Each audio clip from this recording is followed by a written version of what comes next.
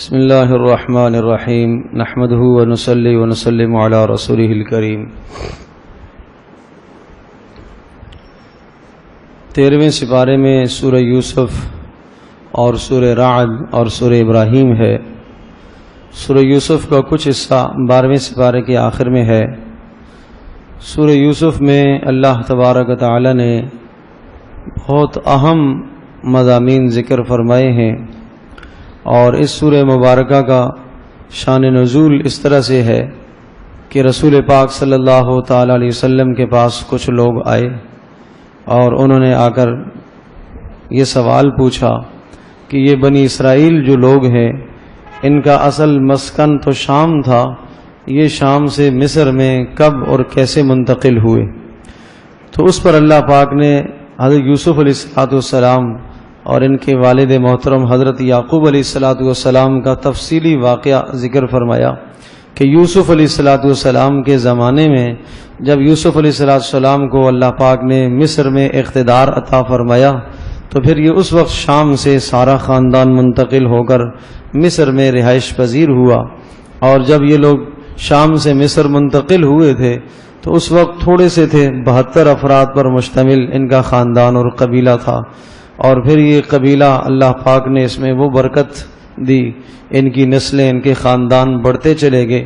پھر حضرت موسیٰ علیہ السلام کے زمانے میں جب یہ موسیٰ علیہ السلام بنی اسرائیل کو لے کے جب مصر سے نکلے اور اللہ پاک نے فرعون کی سزاؤں سے اذیتوں سے انہیں نجات دی، تو اس وقت 6 لاکھ کی ان کی تعداد تھی۔ تو یہ نبیوں کا خاندان تھا، اتنی اللہ پاک نے اس خاندان کے اندر برکت رکھی۔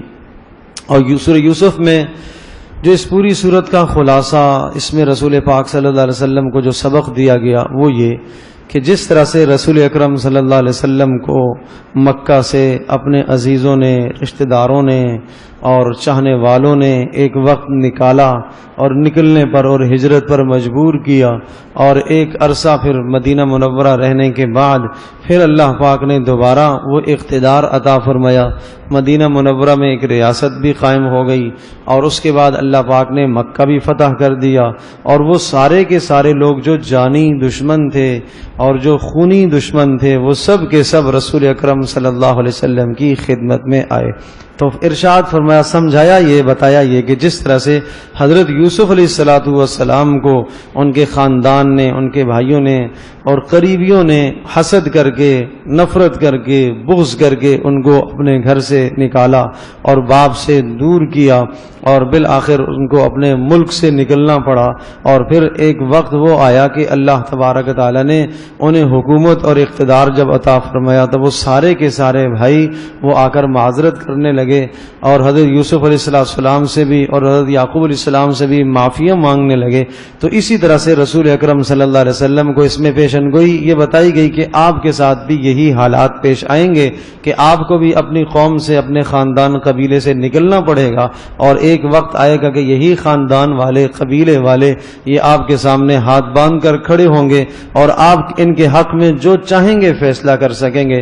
حضرت یوسف علیہ السلام کو جب اللہ نے اختیار دیا اور سارے برادران یوسف علیہ السلام کے سامنے آگے اور ہاتھ باندھ کر کھڑے ہو گئے تو یوسف علیہ السلام نے ایک جملہ ارشاد فرمایا، لا تثریب علیکم اليوم، میں آج تم سے کوئی مواخذہ نہیں کرتا ہوں، اللہ پاک تمہارے گناہوں کو معاف کرے۔ بالکل یہی جملہ رسول پاک صلی اللہ علیہ وسلم نے مکہ فتح جب ہوا تو یہی کلمہ ارشاد فرمایا، لا تثریب علیکم اليوم، آج میں تم سے کسی بھی قسم کا مواخذہ نہیں کرتا ہوں۔ حضرت یوسف علیہ السلام سے اللہ پاک نے جو امتحانات لیے، اس صورت میں ان امتحانات کا بھی ذکر ہے، صبر کا امتحان، امانت کا، فراست کا، استقامت کا، حلم اور بردباری کا اور تواضع کا۔ ان تمام امتحانات میں یوسف علیہ السلام 100% کامیاب نکلے، اور اللہ پاک نے اس کے بدلے میں انہیں نبوت عطا فرمائی، اور خوابوں کی تعبیر کا علم اللہ پاک نے یوسف علیہ السلام کو عطا فرمایا۔ یوسف علیہ السلام نے چونکہ تربیت اپنے والد محترم حضرت یعقوب علیہ السلام کے یہاں پائی. لہٰذا اس تربیت کا یہ نتیجہ تھا کہ جب مصر کی عورتوں نے یوسف علیہ السلام کو گناہ کی طرف ورغلانے کی کوشش کی اور جو اسباب ہو سکتے تھے انہوں نے سارے اختیار کیے، لیکن یوسف علیہ السلام گناہ کے قریب تک بھی نہیں گئے. بالآخر یوسف علیہ السلام کو دھمکی دی گئی کہ اگر آپ اس گناہ کے لیے آمادہ نہ ہوئے تو آپ کو جیل جانا پڑے گا. یوسف علیہ السلام نے 7 سال کی جیل کی صعوبتیں برداشت کر لی، لیکن اس گناہ سے اپنے آپ کو دور رکھا.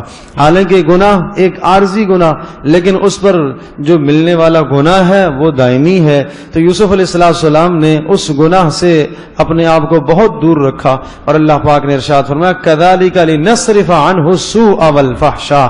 اس طرح سے ہم نے یوسف علیہ السلام سے بے حیائی اور گناہ کو ہم نے دور کیا. إِنَّهُ مِنْ عِبَادِنَا الْمُخْلَصِينَ. وہ ہمارے خاص چنے ہوئے آدمی تھے، وہ گناہ کے قریب کیسے جا سکتے تھے؟ تو اس سے ان کی عصمت بھی ثابت ہوئی ہے کہ انبیاء علیہ السلام گناہوں سے معصوم ہوتے ہیں. پھر جیل میں جو وقت ان کا گزرا وہ وقت بھی بڑا عجیب گزرا. جیل میں بھی انہوں نے اپنا منصب نہیں چھوڑا، اللہ تبارک تعالیٰ کی وحدانیت کی طرف جیل والوں کو بھی انتہائی شفقت اور پیار سے محبت سے ان کو دعوت دیتے رہے اور یہ کہتے رہے مجھے بھلا تم یہ بتاؤ اَأَرْبَابٌ مُتَفَرِّقُونَ خَيْرٌ أَمِ اللَّهُ الْوَاحِدُ الْقَهَّارُ. کئی بتوں کی جو تم پوجا کرتے ہو وہ زیادہ بہتر ہے یا ایک اللہ کی بندگی بہتر ہے؟ تو اس طرح سے جیل کے اندر بھی انہوں نے اللہ کی توحید کی بات کی، اللہ کی وحدانیت کا پیغام جیل والوں کو سنایا. بالآخر جیل سے رہائی کے بندوبست اور اسباب بن گئے، اور وہ اس طرح سے کہ بادشاہ نے خواب دیکھا، بادشاہ نے اپنے اراکین سے اس کی تعبیر جاننا چاہی، سب نے لا علمی کا اظہار کیا، اور ایک شخص جو جیل سے رہا ہو کر آیا تھا اس نے کہا جیل میں ایک شخص ہے وہ بڑی اچھی خواب کی تعبیر جانتا ہے. چنانچہ وہ خواب کی تعبیر پوچھنے کے لیے جیل میں پہنچا. یوسف علیہ السلام نے تعبیر بتائی، تعبیر بھی اور تدبیر بھی. بادشاہ کے خواب کی تعبیر یہ تھی کہ آپ کے ملک میں قحط آنے والا ہے اور ایک طویل زمانہ قحط رہے گا، اور اس قحط کے اثرات اتنے سخت ہوں گے کہ دور دراز کے علاقے بھی اس سے متاثر ہوں گے. 7 سال تک قحط سالی ہوگی اور 7 سال سے پہلے خوب فراوانی ہوگی اور فصلیں خوب ہوگی، پھر اس کے بعد 7 سال قحط ہوگا، پھر اس کے بعد 1 سال مزید فراوانی ہوگی. تو یہ خواب کی تعبیر حضرت یوسف علیہ السلام نے بتا دی. ساتھ تدبیر بھی بتائی ہے کہ پہلے جو 7 سال فراوانی کے ہوں گے ان میں جو غلہ آپ کو حاصل ہوگا اس کو سارے کو کھانا نہیں ہے بلکہ کچھ سنبھال کر رکھنا ہے، اور گندم کو خوشوں کے اندر ہی رکھنا ہے تاکہ وہ خراب نہ ہو، کیڑا نہ لگ جائے اس کو. اور اسی طرح سے پھر جب 7 سال قحط والے آئیں گے تو پھر تم نے ان کو سنبھال کے خرچ کرنا ہے. تو یہ جب تعبیر اور تدبیر دونوں چیزیں بادشاہ کو پتہ چلی تو بادشاہ نے کہا اس شخص کو بلاؤ میرے پاس، میں اس کو اپنا مقرب بنانا چاہتا ہوں. یوسف علیہ السلام کو پیشکش کی گئی کہ آپ تشریف لائیے، آپ جیل سے رہا ہونے کے لیے بادشاہ آپ کا منتظر ہیں اور آپ آئیے. انہوں نے ارشاد فرمایا میں اس وقت تک نہیں آ سکتا ہوں جب تک میرا معاملہ صاف نہ ہو جائے. میرے اوپر جو الزام لگائے تھے ان عورتوں نے اور جس وجہ سے مجھے جیل میں ڈالا تھا اس معاملے کی جب تک صفائی نہ ہو جائے اس وقت تک میں نہیں آ سکتا. تو اس سے پتہ چلتا ہے کہ ایک انسان اپنی صفائی پیش کرنے کے لیے جو تدبیریں اختیار کرتا ہے اسے کرنے کا حق ہے. تو یوسف علیہ السلام نے یہ تدبیر فرمائی ان خواتین کو بلائیے اور ان سے پوچھئے کہ انہوں نے میرے اوپر کیوں الزام لگایا تھا. چنانچہ بادشاہ نے ان سب کو جمع کیا، ان سے پوچھا. ان سب نے بیک زبان ہو کر یہ کہا کہ یوسف سچے تھے، ہم ہی نے ان کے خلاف پروپیگنڈا کیا اور ہم نے ان کو ورغلانے کی کوشش کی. چنانچہ جب یہ معاملہ صاف ہو گیا یوسف علیہ السلام کی عزت میں اور اضافہ ہو گیا. اللہ کے نبی تھے، پہلے بھی اللہ پاک نے ان کو عزت دی تھی، مزید ان کی عزت اور اہمیت لوگوں کے دلوں میں بیٹھ گئی. اور پھر جب مصر میں وہ پہنچے تو بادشاہ نے ان کا استقبال بھی کیا اور بادشاہ نے ان کو اپنا مقرب بنایا. حضرت یوسف علیہ السلام نے ارشاد فرمایا چونکہ قحط آنے والا ہے اور اس کی بہتر تدبیر میں جانتا ہوں، لہٰذا جو خوراک کے جتنے بھی مسائل ہیں اور غلے کے جتنے بھی مسائل ہیں ان کا نگران مجھے مقرر کر دیا جائے تو میں بہتر طریقے سے یہ انجام دے سکتا ہوں. چنانچہ یوسف علیہ السلام نے بہت خوش اسلوبی کے ساتھ 7 سال ملک کا یہ نظم و نسق چلایا. اور اسی اثنا میں پھر برادران بھی آئے. ان کو پتا چلا، وہ تو لوگ شام میں تھے، انہیں پتا چلا کہ مصر میں ایک نیک شخص ہے اور وہ غلہ فراہم کرتا ہے اور اس کے پاس غلہ جمع ہے، وہ وافر غلہ ہے، دیتا ہے. ہر آنے والے کو یوسف علیہ السلام جو ہے وہ 20 دراہم لے کر 1 اونٹ کا بوجھ دیتے تھے. معمولی سی قیمت 20 دراہم لے کر 1 اونٹ کا بوجھ ہر ایک کو دیا جاتا تھا. تو یوسف علیہ السلام کے پاس برادران جب آئے تو یوسف علیہ السلام نے تو سب ان کی شکلیں دیکھی، پہچان گئے، وہ نہ پہچان پائے.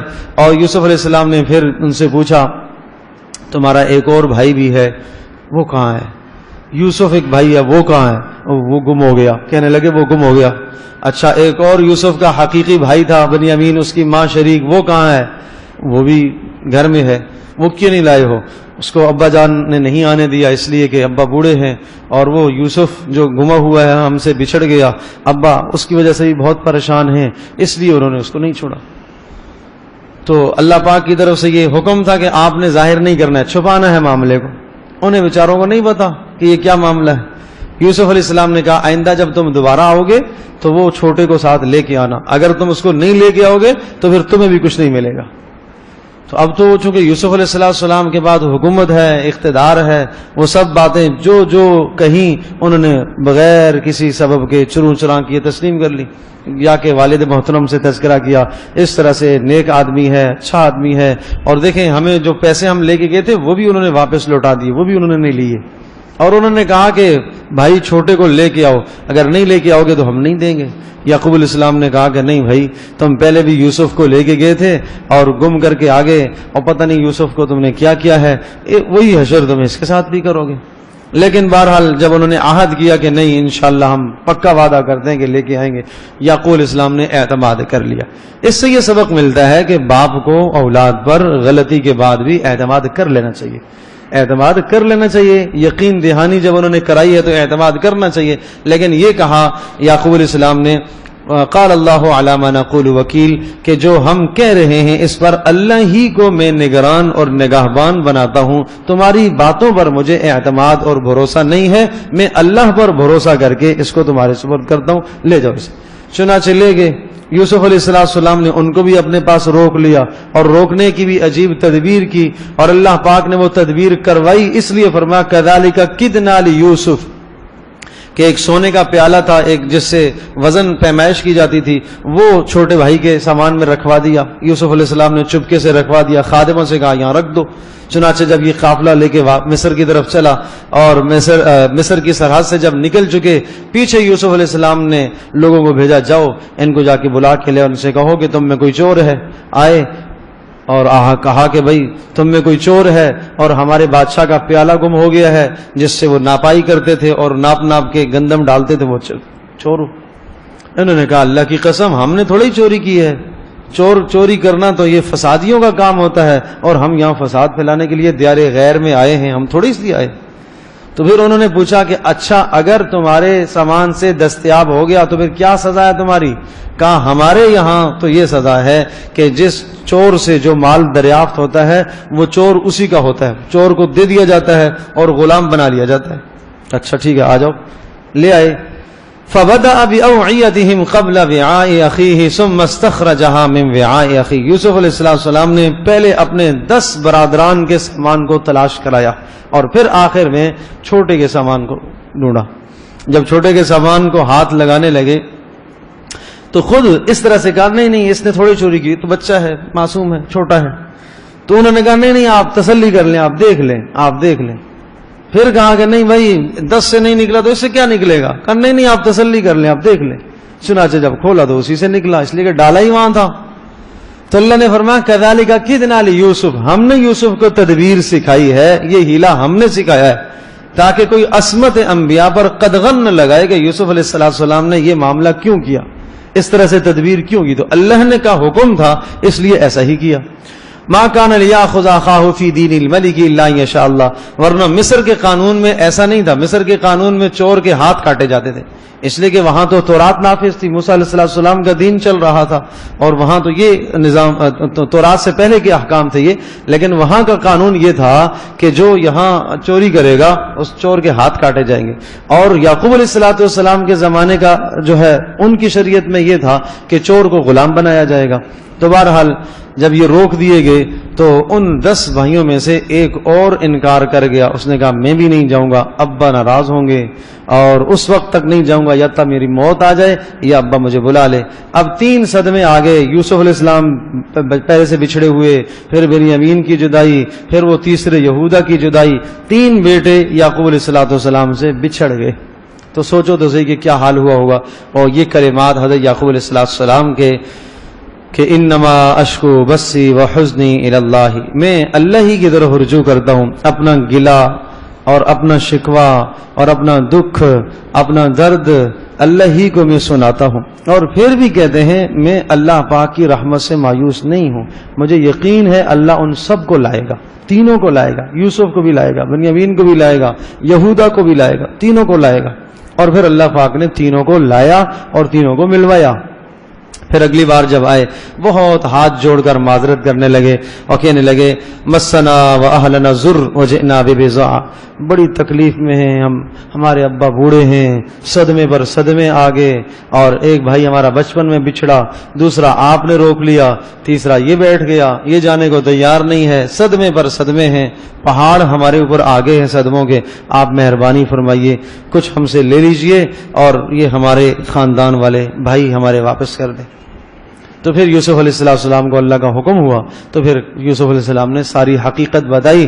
اور یوسف علیہ السلام نے بس اتنا سوال پوچھا، حال علمتم ما فعلتم بیوسف، تمہیں معلوم ہے تم نے یوسف کے ساتھ کیا کیا تھا اور یوسف کے بھائی کے ساتھ؟ اور جب تمہیں نہیں معلوم تھا، انجان تھے، تم کیا کرتے تھے یوسف اور اس کے بھائی کے ساتھ؟ تو ایک دم چہرے کو دیکھا، فوری کہنے لگے اِنَّكَ لَأَنْتَ یوسف، آپ یوسف ہیں. اس لیے کہ ان کو پتا تھا کہ یہ راز کسی کو نہیں بتایا کہ ہم نے تو اس کو کنویں میں ڈالا تھا اور یہ تو یہاں آ گیا، سلطنت پر بیٹھا ہوا ہے، مسند پر ہے. تو یوسف علیہ السلام نے کہا ہاں انا یوسف وہذا اخی، میں یوسف اور یہ میرا بھائی بنیامین ہے. قد من اللہ علینا، اللہ نے ہمارے اوپر احسان فرمایا. اب یہاں میرے آپ کے لیے سبق یہ ہے، قد من اللہ علینا، یہ نہیں کہا میں بادشاہ بن گیا، میں گورنر بن گیا، میرے پاس اقتدار آ گیا، نہیں، قد من اللہ علینا، اللہ نے ہمارے اوپر احسان کیا، اللہ نے ہمارے اوپر احسان کیا. اللہ کی طرف نسبت، اللہ کی طرف نسبت، ہمارا کوئی کمال نہیں. پھر کہتے ہیں انہ من یتقی ویصبر، جو بھی تقوی اختیار کرتا ہے، گناہوں سے بچتا ہے اور دین پر استقامت اختیار کرتا ہے، اللہ پاک اس کے ساتھ ایسا ہی احسان فرماتے ہیں، کوئی میری تخصیص نہیں ہے. فَإِنَّ اللَّهَ لَا يُضِيعُ أَجْرَ الْمُحْسِنِينَ، نیکی کرنے والوں کے اجر کو اللہ پاک ضائع نہیں کیا کرتا. بھائیوں نے معذرت کی، لَقَدْ آثَرَكَ اللَّهُ عَلَيْنَا، اللہ کی قسم اللہ پاک نے آپ کو ہمارے اوپر ترجیح دی ہے، آپ کو بڑا مقام دیا ہے، اور ہم آپ سے درخواست کرتے ہیں کہ آپ ہمارے لیے گناہوں کی اللہ پاک سے معافی مانگیں کہ اللہ پاک ہمارے گناہ معاف کر دے. تو یوسف علیہ السلام نے بہت اعلیٰ ظرفی کا مظاہرہ فرمایا، فوری معاف کر دیا، فوری، لا تثریب علیکم اليوم. اور پھر کہا یہ میری قمیض لے جاؤ اور یہ جا کے میرے ابا جی کے چہرے پر ڈالنا اور ان کی جو بینائی گئی ہوئی ہے وہ واپس آ جائے. یہ معجزہ تھا یوسف علیہ السلام کا. اور یوسف یہ جب خوشی خوشی پھر وہاں سے قمیص یوسف علیہ السلام کی لی اور بھاگے اور دوڑے اور مصر سے شام کی طرف منتقل جب روانہ ہوئے تو ادھر یعقوب علیہ السلام اپنے پوتوں نواسوں کے بیچ میں بیٹھے ہوئے اور کہنے لگے وَلَمَّا فَصَلَتِ الْعِيرُ قَالَ أَبُوهُمْ إِنِّي لَأَجِدُ رِيحَ يُوسُفَ لَوْلَا أَن تُفَنِّدُونَ. یعقوب کہنے لگے کہ مجھے آج یوسف کی خوشبو آ رہی ہے. اللہ اکبر، کوئی 40 سال کا عرصہ گزر گیا، مجھے آج یوسف کی خوشبو آ رہی ہے. لولا ان تفندون، اگر تم مجھے پاگل نہ سمجھو تو. اپنے جو ساتھ بیٹھے ہوئے پوتے نواسے ان کو کہہ رہے ہیں کہ اگر تم مجھے پاگل نہ سمجھو. تو انہوں نے کہا تاللہ انک لفی ضلالک القدیم، ابا جان آپ تو پرانی غلطی میں پڑے ہوئے ہیں، کہاں یوسف ملے گا، کہاں ہے یوسف. شیخ سعدی رحمۃ اللہ علیہ کا کلام ہے، فرماتے ہیں کنعان کے کنویں میں یوسف علیہ السلام کی خوشبو یعقوب علیہ السلام نہ سن سکے، لیکن مصر سے جب کرتا روانہ ہوا تو خوشبو آ گئی. یہ اللہ کا نظام ہے. انبیاء عالم الغیب نہیں ہوتے، غیب کا علم نبیوں کے پاس نہیں ہے، اللہ جانتا ہے. خیر اتنے میں پھر تھوڑے ہی وہ آج کا زمانہ تو تھا نا کہ فون کر کے اطلاع کر دو بھائی، وہ تو زمانہ تھا اونٹوں کا، گھوڑوں کا، خچروں کا. تو ظاہر سی بات ہے کہ مصر سے شام تک آتے ہوئے 2-3 ہفتے کا سفر تھا، مسلسل چلتے چلتے چلتے ایک شخص کو انہوں نے آگے روانہ کر دیا. پہلے یہی طریقہ ہوتا تھا کہ ایک آدمی پہلے بھاگتا دوڑتا ہو، جس کا گھوڑا تیز رفتار ہوتا تھا اس کو بھگاتے تھے، تم جاؤ جا کے اطلاع کرو. وہ اس نے آ کے اطلاع کی یعقوب علیہ السلام کو کہ یوسف مل گئے ہیں، بنیامین بھی آ رہے ہیں اور بڑے بھائی بھی یہودا وہ بھی آ رہے ہیں. کیا خوشی کا عالم ہوگا اس گھر کے اندر. اللہ اکبر. تو پھر ابا جان نے کہا دیکھو، اچھا انہوں نے بھی فوری اللہ کی طرف رجوع کیا. دیکھو خوشی کے موقع پر اللہ کی طرف رجوع، اللہ کی طرف رجوع. فوری یہ کہنے لگے کہ دیکھو میں نے تمہیں نہیں کہا تھا کہ میں اللہ پاک کے معاملے میں میں جانتا ہوں، تم نہیں جانتے ہو. مجھے اللہ سے یہ امید تھی کہ اللہ پاک مجھے ملوائے گا، مجھے اللہ سے یقین تھا کہ اللہ مجھے ملوائے گا. پھر یعقوب علیہ السلام کے سامنے بھی یہ سب اولادیں، سارے بیٹے جب آگے معذرت کرنے لگے کہ ابا آپ کو بھی ہم نے بہت ستایا، یوسف کے معاملے میں ہم نے کوتاہیاں کی، آپ اللہ کے واسطے ہمیں معاف کر دیں. تو یعقوب علیہ السلام نے بھی ارشاد فرمایا ٹھیک ہے میں بھی آپ کے لیے استغفار کروں گا اللہ سے. اللہ پاک نے ان سب کو معاف کر دیا اور ان سب کے معافی کا تذکرہ قرآن میں آیا ہے. یہ سب کے سب برادران جھوٹ بولنے کے باوجود، دھوکہ بھی کیا، باپ کو ستایا بھی، ان سب کے باوجود یہ سب کے سب جنتی ہیں. ان سب کے سب جنتی ہیں. اس کے باوجود ان کی معافی کا ذکر اللہ نے قرآن میں فرمایا. اور تو یہ معافی کا ذکر اس لیے بھی فرمایا، ہمارے لیے بھی سبق ہے کہ گناہ انسان سے ہوتے ہیں. حقوق العباد میں بھی آدمی کوتاہیاں کر جاتا ہے، اللہ کے حقوق میں بھی کوتاہیاں کر جاتا ہے. اللہ کی طرف جب رجوع کرتا ہے تو اللہ پاک بخشنے والا مہربان ہے.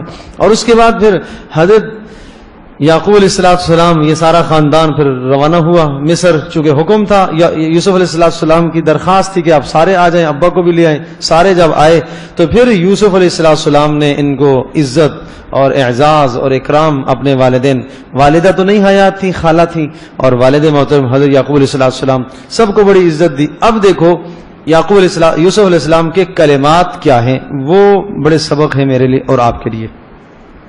یا بتی ھذا تعویل رؤیایا من قبل. ابا جان یاد ہے وہ خواب میں نے بچپن میں دیکھا تھا، میں نے آپ سے کہا تھا کہ 11 ستارے اور سورج اور چاند مجھے سجدہ کر رہے ہیں. یہ اس خواب کی تعبیر ہے کہ آج آپ بھی اور خالہ جی اور اسی طرح سے سارے کے سارے بھائی سے مراد ستاروں سے مراد بھائی تھے، اور شمس اور قمر سورج چاند سے مراد والدین تھے. آج آپ سارے آ گئے ہیں اور سارے کے سارے جو ہے میری وجہ سے آپ کو آج عزت مصر میں مل رہی ہے. تو یہ اس خواب کی تعبیر ہے. کہا بالکل. وَجَاءَ بِكُمْ مِنَ الْبَدْوِ مِنْ بَعْدِ أَنْ نَزَغَ الشَّيْطَانُ بَيْنِي وَبَيْنَ إِخْوَتِي. اور دوسرا میرے اللہ نے میرے ساتھ احسان فرمایا. وَقَدْ أَحْسَنَ بِي إِذْ أَخْرَجَنِي مِنَ السِّجْنِ. اللہ اکبر، عجیب بات. اللہ نے احسان فرمایا کہ مجھے جیل سے نکالا. بھائی جیل میں گئے بھی تو اللہ کے حکم سے تھے نا، لیکن وہ نسبت اپنی طرف، میں جیل میں چلا گیا تھا، اللہ نے مجھے جیل سے نکالا. یہ نہیں کہا اللہ نے مجھے جیل میں ڈالا اور پھر نکالا. برائی کی نسبت اللہ کی طرف نہیں کی جاتی، اچھائی کی نسبت اللہ کی طرف فرمائی ہے. وقد اخرجنی، اس اللہ نے، وقد احسن بی، اس نے مجھے بڑا اچھا ٹھکانہ دیا اور اس نے مجھے جیل سے نکالا. وجاء بکم من البدو، اور وہ اللہ پاک آپ کو شام سے یہاں پر اللہ لایا، اللہ ہی لے کے آیا، اللہ ہی لے کے آیا. میرا کوئی اقتدار نہیں ہے، میرا کوئی اختیار نہیں. اور من بعد ان نزغ الشیطان بینی و بین اخوتی، شیطان نے میرے اور میرے بھائیوں کے درمیان میں پھوٹ ڈالی تھی، یہ پھوٹ بھی اللہ نے ہی دور کی ہے، اللہ نے دور کی. اور ان ربی لطیف لما یشاء، میرا پروردگار تو بہت باریک بین ہے، دلوں کے حالات کو جانتا ہے. انہ هو العلیم، وہ جاننے والا، حکمت والا ہے. یہ سب اللہ کی تعریف اپنے خاندان کے سامنے کر رہے ہیں. تو بھئی نعمتیں ملیں، اگر اعزاز ملے، عزتیں ملیں، تو خوشیاں اس طرح سے منائی جاتی ہیں کہ خوشی میں اللہ کو راضی کیا جاتا ہے. ہمارے یہاں خوشیوں کا کیا حال ہے، کسی کے یہاں اگر بیٹا گم ہو گیا اور وہ بازیاب ہو گیا، مل گیا، تو پھر خوشی میں ہم جو نافرمانیاں، جو ڈھول دھماکے خوشیوں میں ہوتے ہیں، کیا حال ہوتا ہے. تو وہاں کیا ہے، اللہ ہی کی تعریف، اللہ ہی کو زبان پر لے کے آ رہے ہیں. اور پھر یہ سب کچھ کرنے کے بعد اب اللہ کی طرف رجوع کر کے یہ کہہ رہے ہیں رب قد آتیتنی من الملک، اے اللہ تو نے مجھے سلطنت، بادشاہت دے دی. یوسف علیہ السلام کہہ رہے ہیں وعلمتنی من تأویل الاحادیث، اے اللہ تو نے مجھے خوابوں کی بھی تعبیر سکھائی. فاطر السماوات والارض، اے اللہ زمین و آسمانوں کو بنانے پیدا کرنے والا بھی تو ہی ہے. انت ولی فی الدنیا والآخرہ، اے اللہ دنیا آخرت میں تو ہی میرا ساتھی ہے، تو ہی میرا ساتھی ہے. اور توفنی مسلمن والحقنی بالصالحین، اے اللہ میری آخری تمنا یہ رہ گئی ہے کہ میرا خاتمہ ایمان پر فرمانا. یہ نبی دعا کر رہا ہے، یہ نبی، کہ میرا خاتمہ توفنی مسلمن، اسلام پر میری موت ہو، والحقنی بالصالحین، اور نیک لوگوں میں میرا انجام ہو جائے. پھر یہ سارے قصے کو ذکر کر کے رسول اکرم صلی اللہ تعالی علیہ وسلم کو تسلی دی اور ارشاد فرمایا ذالک من انباء الغیب نوحیہ الیک، یہ اللہ تبارک و تعالی نے ہم نے آپ کو یہ خبریں غیب کی بتائی ہیں، آپ نہیں جانتے تھے، وما کنت لدیہم، آپ برادران یوسف کے پاس نہیں تھے جب وہ یوسف کے خلاف مکر و فریب کر رہے تھے، ہم نے آپ کو یہ خبریں بتائی ہیں۔ یہ آپ کی نبوت پر بہت بڑی دلیل ہے کہ ہزاروں سال پہلے کا ٹھیک ٹھیک قصہ آپ لوگوں کے سامنے واقعہ پورا جو بتا رہے ہیں، یہ بہت بڑی دلیل ہے، بہت بڑی دلیل ہے، اور اس میں ہم سب کے لیے بڑے سبق ہیں۔ اس کے بعد سورہ رعد ہے، بس اس میں تھوڑی سی میں چند باتیں عرض کر کے پھر بات ختم کرتا ہوں۔ سورہ رعد میں اللہ پاک نے عقل مندوں کی چند نشانیاں ذکر فرمائی ہیں۔ اللہ سے مانگو کہ اللہ پاک کی نشانیاں ہمارے اندر پیدا کر دے، یہ خوبیاں ہمارے اندر پیدا کر دے۔ عقل مند کون لوگ ہوتے ہیں؟ الذین یوفون بعہد اللہ، جو اللہ کے وعدوں کو پورا کرتے ہیں، یہ عقل مند ہے۔ دنیا میں عقل مند لوگ کس کو کہتے ہیں؟ جو دو چار کو پاگل بنائے، جو فراڈ دھوکے کرے، یہ بڑا عقل مند آدمی ہے اور بڑا سلجھا ہوا آدمی ہے۔ جو دین سے بڑا دور ہو، دہریا ہو اور الٹی سیدھی باتیں کرے مذہب کے خلاف، یہ بڑا ذہین آدمی ہے جی، بڑا سیاںا آدمی ہے، عقل مند۔ اللہ کہہ رہے عقل مند وہ ہے یوفون بعہد اللہ، جو اللہ کے وعدوں کو پورا کرے، اللہ کے وعدوں کو، لوگوں کے ساتھ جو وعدے کیے ان وعدوں کو نباہ کرے، فراڈ دھوکہ نہ کرے، دھوکے دے کر وعدے سے خلاصی نہ کرے، بلکہ جو وعدوں کو پورا کرے وہ عقل مند ہے۔ دوسری خوبی ولا ينقضون الميثاق، وعدوں کو نہ توڑے، وعدوں کا توڑنا نقض عہد بہت بدترین جرم ہے اور منافق کی علامت ہے نقض عہد، وعدے کا توڑنا۔ رسول اکرم صلی اللہ علیہ وسلم نے اپنے چند صحابہ سے ایک بار بیعت لی اس بات پر کہ تم مجھ سے وعدہ کرو اللہ کے ساتھ کسی کو شریک نہیں ٹھہراؤ گے۔ سب نے کہا جی ٹھیک ہے انشاءاللہ، وعدہ کیا۔ تم وعدہ کرو نماز نہیں ترک کرو گے، سب نے کہا ٹھیک ہے انشاءاللہ وعدہ کرتے ہیں۔ وعدہ کرو کسی کو قتل نہیں کرو گے ناحق، وعدہ کیا۔ اور یہ وعدہ کیا کہ یہ بات کبھی عزم کرو کہ تم کسی سے کسی بھی چیز کا سوال نہیں کرو گے، کسی بھی چیز کا سوال نہیں کرو گے۔ اور ان بیچاروں کا یہ حال تھا جو اس وعدے میں شریک تھے، اس کے بعد اگر چلتے چلتے سفر میں گھوڑے سے چابک گر جاتا، کوڑا گر جاتا تو خود نیچے اترتے اور اٹھاتے، برابر والے کو نہیں کہتے تھے کہ مجھے دے دو، کہتے تھے کہ ہم نے نبی سے وعدہ لیا تھا کہ کسی سے کوئی سوال نہیں کرنا ہے۔ یہ حال تھا۔ تو بھئی اس طرح سے وعدے کا نباہ ہوتا ہے، ایسے وعدے کا نباہ نبی صلی اللہ علیہ وسلم سے جو وعدے فرمائے ایسے وعدے کا نباہ کرتے تھے۔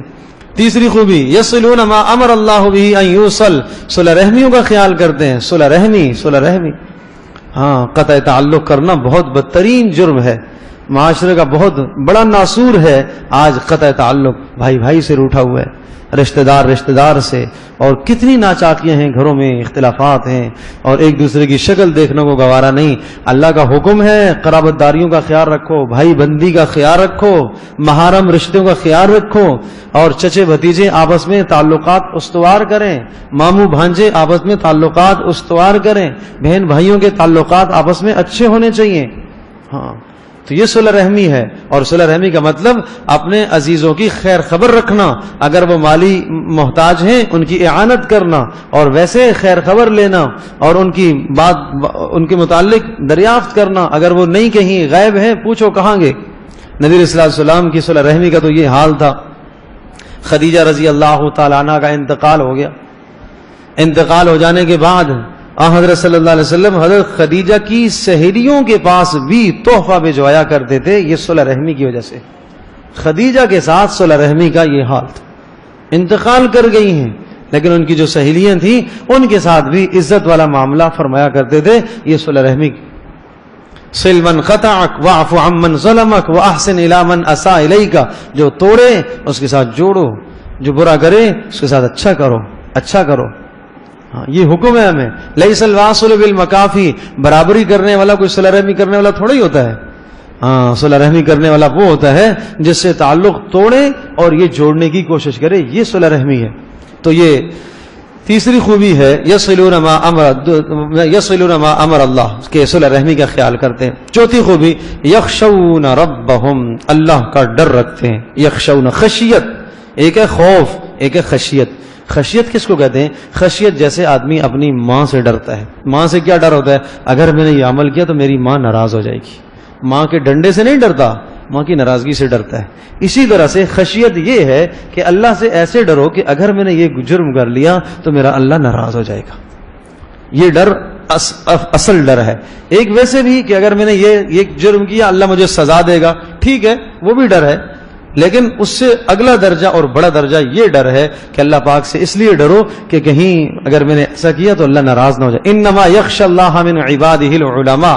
اللہ پاک نے اس خشیت کو علماء کے ساتھ خاص کیا کہ علماء وہ اس طرح کی خشیت اختیار کرتے ہیں، وہ اللہ سے اس طرح سے ڈرتے ہیں.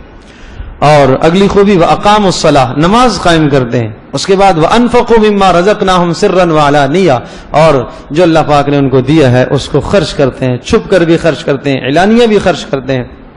اور اگلی خوبی وَيَدْرَؤُونَ بِالْحَسَنَةِ السَّيِّئَةَ، اور برائی کا بدلہ برائی سے نہیں دیتے، برائی کا بدلہ اچھائی سے دیتے ہیں. ایک معنی تو یہ ہے کہ برائی کا بدلہ اچھائی سے دیتے ہیں، اور دوسرا معنی اس کا یہ ہے کہ جب برائی کر لیتے ہیں تو برائی کے بعد اچھائی کرتے ہیں. اگر گناہ کر لیتے ہیں تو گناہ کے بعد اچھائی کر دیں. حضرت صلی اللہ علیہ وسلم نے حضرت ابو ذر رضی اللہ تعالیٰ کی نصیحت فرمائی کہ جب تم سے گناہ ہو جائے تو اس کے بعد تم نیکی کر لیا کرو، یہ نیکی اس گناہ کے اثر کو مٹا دیتی ہے. تو ہمیں چاہیے کہ جب گناہ ہو جائے تو تھوڑی سی نیکی کر لیا کرو، توبہ بھی کر لیا کرو اور اس کے بعد نیکی بھی کر لیا کرو. فرمایا یہ جن لوگوں میں یہ خوبیاں ہیں جنات عدن یدخلونها، یہ جنتوں میں یہ خود بھی ومن صلح من آبائهم وازواجهم وذریاتهم، ان کے ماں باپ بھی، ان کی بیویاں بھی، ان کی اولادیں بھی، سب ان کے ساتھ کر دیے جائیں گے. ان کے ماں باپ، والدین، اولادیں اور بیویوں کے اعمال اتنے نہیں تھے، لیکن ان کی سفارش چلے گی اور ان کی سفارش کی وجہ سے یہ کہیں گے یا اللہ ہمارے ماں باپ، ہماری اولادیں اور بیویاں جنت میں تو آ گئے، لیکن یہ مقام ان کا نہیں ہے جو ہمارا مقام ہے. اے اللہ ان کو ہمارے مقام میں کر دیجئے، ہمارے ساتھ کر دیجئے. اب آپ کہیں گے بھائی جنت مل گئی تو مقام نہ ملا تو کیا ہے؟ دیکھو بس اتنی سی مثال سمجھو، اوپر والے درجے اور نیچے والے درجے کا کیا فرق ہے، پھر آپ کو اندازہ ہو جائے گا کہ ہر آدمی سوچے گا کہ میرا درجہ بڑھ ہی جائے.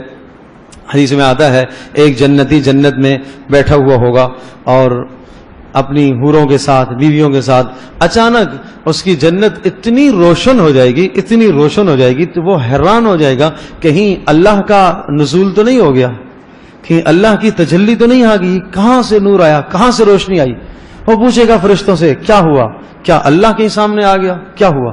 وہ کہے گا نہیں نہیں، آپ کے اوپر والا جو جنتی ہے وہ اپنی بیوی کے ساتھ بیٹھا ہوا اور وہ مسکرایا اور اس کے دانتوں سے چمک نکلی ہے تو آپ کی جنت روشن. یہ کہے گا وہ کوئی نبی ہے؟ نہیں نہیں نبی نہیں ہے. شہید ہے؟ نہیں شہید نہیں. کون ہے یہ، کیا عمل تھا اس کا؟ تو یہ فرشتہ بتائے گا اس نے دنیا میں تیرے سے ایک بار سبحان اللہ زیادہ کہا تھا. تو آپ اندازہ کرو کہ اوپر والا درجہ اور نیچے والے درجے میں کتنا تفاوت ہے، کتنا فرق ہے. تو یہ اولادیں بھی نیچے وہ بھی جنت میں پہنچ جائیں گی، ماں باپ بھی جنت میں پہنچ جائیں گے، لیکن ان خوبیوں والے لوگ عقل مند جن کو اللہ نے عقل مند کہا یہ اوپر کے بالا خانوں میں، اوپر کی جنتوں میں ہوں گے. یہ کہیں گے یا اللہ ہمارے بچوں کو بھی ہمارے ساتھ کر دے، ہمارے ماں باپ کو بھی ہمارے ساتھ کر دیں. دنیا میں ایک ساتھ رہتے ہیں اور عجیب بات دنیا میں ایک ساتھ رہتے ہیں پھر لڑائیاں ہو جاتی ہیں، سمجھے جی. جب پوتے بھی آ جاتے ہیں اور جناب اسی طرح سے ماں باپ بھی ہوں اور اوپر نیچے اولادیں ہوں، خاندان پورا ہو جائے پھر دنگے فساد. لیکن وہاں تو اللہ پاک دلوں سے کینوں کو، بغضوں کو، نفرتوں کو نکال دے گا، محبتیں ہی محبتیں. اللہ پاک یہ سب سعادتیں ہم سب کو نصیب فرمائے جی.